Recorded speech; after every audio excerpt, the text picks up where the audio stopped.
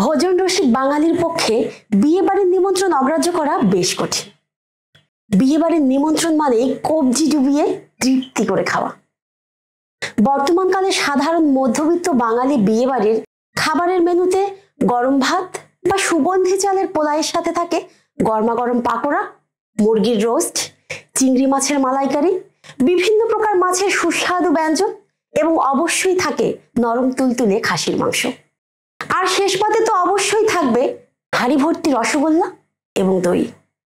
বিগত 50-60 বছরে বাঙালি বিয়ে বাড়ির খাবারের মেনুর বেসিক আইটেম যেমন ভাত, মাছ এবং খাসির মাংসের কিন্তু তেমন কোনো পরিবর্তন হয়নি।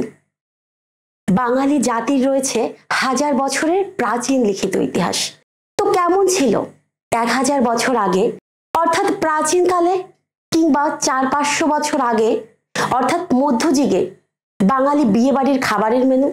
চলুন ঘুরে আসি আজ থেকে 850 বছর আগে প্রাচীন বাংলার এক সম্ভ্রান্ত বিয়ে বাড়িতে। ইতিহাসের উষালগ্ন থেকেই উচ্চ শ্রেণী হোক বা নিম্ন শ্রেণী, ভাতই ছিল প্রাচীনকালের বাঙালির প্রধান খাবার। এতে কোনো সন্দেহ নেই। হাড়িত ভাত নাহি নীতি আবিষি, ইহাই প্রাচীন বাঙালির সবচেয়ে বড় দুঃখগাথা। আজও বিয়ে বাড়ি হোক বা অন্য যে কোনো অনুষ্ঠানে তার খাবার মেনুর প্রথমেই থাকে ভাত। আজ থেকে 850 বছর আগের বিয়ে বাড়িতে ভাতই কিন্তু সবার আগে পরিবেশন করা হতো। গরম ধোয়া ওঠানো ভাত পরিবেশন করা হতো ঘিয়ের সাথে। প্রাচীন বাংলার এক বিখ্যাত কবি এবং দার্শনিক শ্রীহর্ষ তার নৈষদ চরিতে দময়ন্তীর বিবাহ প্রীতিভোজের যে বর্ণনা দিয়েছিলেন, সেখানে দেখা যাচ্ছে দময়ন্তীর বিবাহ প্রীতিভোজে পরিবেশন করা হয়েছিল ধোয়া ওঠা অন্ন। এই অন্নের প্রত্যেকটি কণা ছিল অভগ্ন। সেই অন্নের বিশেষত্ব হচ্ছে ভাতের প্রতিটি দানা ছিল একে অপরের থেকে বিচ্ছিন্ন, অর্থাৎ ঝরঝরে ভাত। সেই অন্ন হয়েছিল সুসিদ্ধ, স্বাদু, শুভ্রবর্ণ, চিকন এবং সৌরভময়। অর্থাৎ দময়ন্তীর বিবাহ প্রীতিভোজে পরিবেশনকৃত ধোয়া ওঠা অন্নের সাথে বর্তমানকালের সুগন্ধি চালের পোলাওয়ের বেশ মিল রয়েছে। ভাতের বর্ণনা খুব বেশি আহামরি না শোনালেও প্রাচীন বাংলার সেই আমলে সবার পক্ষে কিন্তু এই ধরনের ভাত বিশেষ করে বিয়ে বাড়িতে আয়োজন করা সম্ভব ছিল না। একমাত্র উচ্চ বর্ণের লোকেদের পক্ষেই এই আয়োজন সম্ভব ছিল। তাই এই আয়োজনে গৃহকর্তার জাত চেনাতো। ভাতের সাথে ছিল দুধ এবং সুস্বাদু অন্নপক্ক পায়েস। এই পায়েস ছিল প্রাচীন বাংলার উচ্চ শ্রেণীর লোকেদের বিবাহ ভোজের অন্যতম প্রিয় খাবার। যদিও বর্তমানকালের বিয়ে বাড়ি থেকে এই অন্নপক্ক পায়েস আজ তার স্থান হারিয়েছে। ভাতের বর্ণনা তো হলো, এবার আসি বিবাহ ভোজের মেইন কোর্সের বর্ণনায়। প্রাকৃত প্রঙ্গল নামক গ্রন্থে প্রাচীন বাঙালিদের খাদ্যাভ্যাসের বিশদ বিবরণ রয়েছে। সেখানে বলা হয়েছে অজ্ঞরা ভত্তা, রম্ভা পত্তা, গায়িকি ঘিত্তা, দুগ্ধ সযুক্তা, মৌলি মচ্ছা, নালিত গচ্ছা, দিজ্জয়ী কান্তা, খাই পুণ্যবন্তা।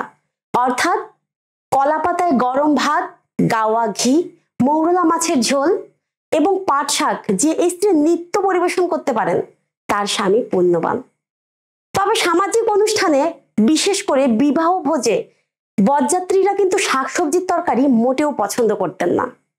শাকসবজি নিয়ে দময়ন্তীর বিয়েতে এক ঝামেলার কথা বলেছিলেন কবি শ্রীহর্ষ।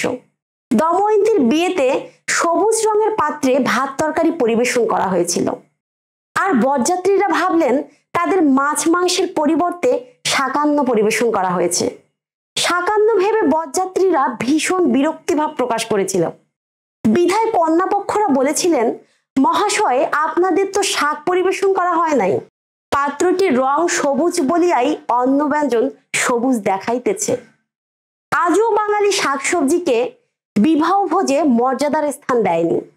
দময়ন্তীর বিয়েতে দই এবং রাই সর্ষে দিয়ে তৈরি হলুদ ছাড়া শ্বেত বর্ণের কিন্তু তীব্র ঝাল এবং ঝাঁঝযুক্ত কোনো এক ব্যঞ্জন খেতে দেওয়া হয়েছিল, যা খেয়ে তীব্র ঝালে বরযাত্রীদের মাথা ঝাঁকিয়ে তালু চাপড়াতে হয়েছিল।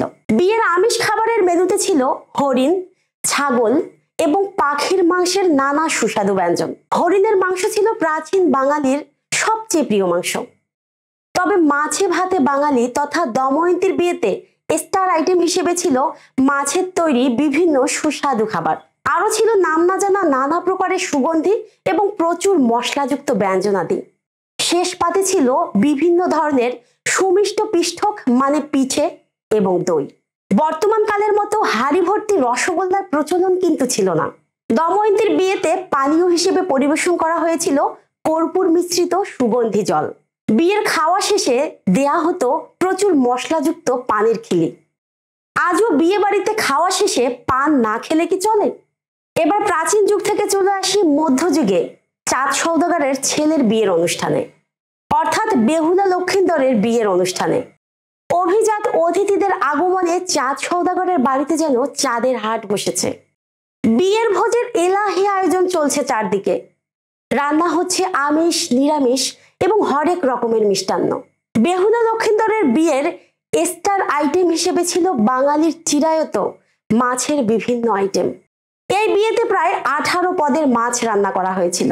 রান্না হয়েছিল বেসন দিয়ে চিতল মাছের পেটি ভাজা, জিরে লবঙ্গ মাখিয়ে বড় বড় কই মাছের ঝোল, আদার রস দিয়ে তেল কই, রুই মাছ দিয়ে কলতার আগা, ঝাঁঝালো সরিষার তেল দিয়ে খরশুল মাছ, লঙ্কা দিয়ে মাগুর মাছের ঝোল, আম দিয়ে কাতলা মাছ, মহাশোলের অম্বল, চিংড়ি মাছের রসলাস, রুই মাছের মাথা দিয়ে মাসকলাইয়ের ডাল, পাবদা মাছ আদা দিয়ে শুক্তনি, তেঁতুল লঙ্কা দিয়ে বোয়াল মাছের ঝাঁটি, শোল মাছের পোনা ভাজি, পুঁটি মাছের ভাজা, কাঁচা কলা দিয়ে ইলিশ মাছ।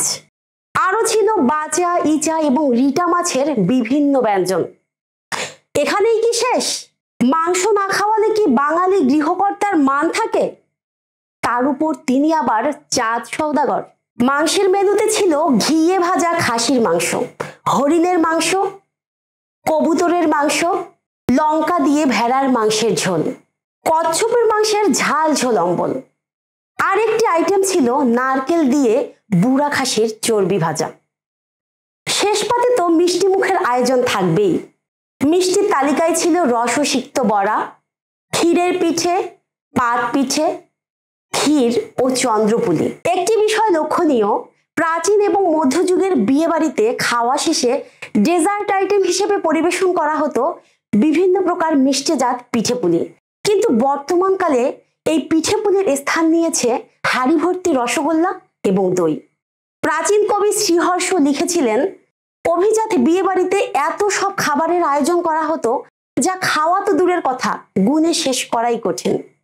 সত্যি বলতে কি, প্রাচীন এবং মধ্যযুগের অভিজাত বিয়ে বাড়িতে খাবারের প্রচুর অপচয় হতো, যা আজকালকার বিয়ে বাড়িতেও দৃশ্যমান। খাবারের অপচয় কোনোভাবেই কাম্য নয়, কারণ খাবারের অধিকার সমগ্র মানব জাতির। আজকের মতো এখানেই বিদায় নিচ্ছি। সাথে থাকার জন্য ধন্যবাদ সবাইকে।